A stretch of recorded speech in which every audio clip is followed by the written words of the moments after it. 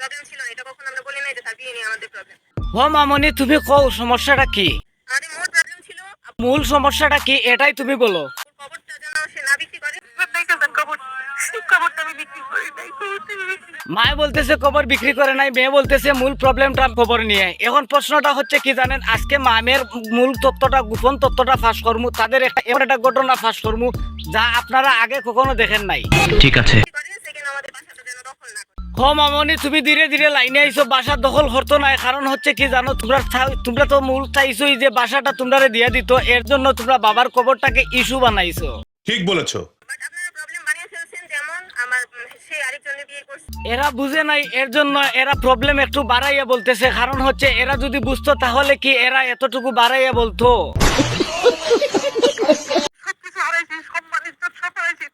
যার সম্মান নাই তার সম্মান হারাইয়া লাভটা কি? কারণ হচ্ছে সম্মান যদি থাকতো তাহলে হারানোর ভয় থাকতো। নিঃসন্দেহে তুই ঠিক কথা বলেছিস। ম্যাডাম আপনি কান্নাকাটি কইরা কোনো লাভ নাই, কারণ আপনার নাটকটা এখন সবাই বুঝে।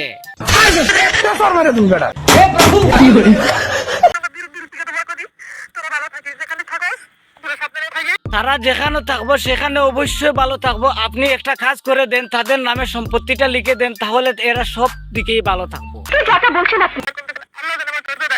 হে আমার রব্বুল আলামিন, আপনি আফারে একটু বালা করি একটু বলাইয়া ধৈর্য শক্তি দেন যেন, কারণ যাতে আফামনি আর একটা বিয়া বসতে পারেন খুব তাড়াতাড়ি।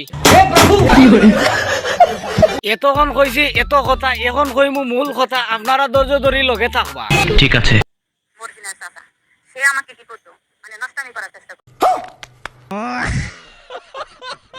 আমরা এরকম কোনো কিছু আগেই ভাবছিলাম, এর জন্য আজকের ভিডিওতে এই কথাটা ফাঁস করে দিলাম। আপনি এই কথাটা কইতে এত লেট করলা কেন? মর্জিনার চাচা এই কামটা কিভাবে করলো?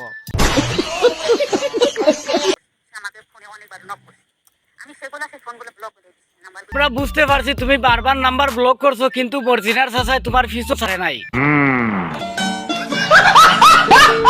যখন আমি ব্লক করে দিই তখন আমার সাথে সত্যতা বেড়ে যায়। তখন যে বুঝে কি করলো, এবার কি বুঝতে পারছেন নি মূল কাহিনীটা কি? ফোনে বলক মারার পর থাকি ঝামেলাটা বাইরা গেছে। এখন কথা হয়েছিল মর্জিনার আর মর্জিনার চাচার উদ্দেশ্যটা আছিল যাতে তাই মা মর্জিনার চাচার কাছে বিয়া বসে যায়, কিন্তু বিয়া বসছে না কই এই এত নাটক তৈয়ার হয়েছে।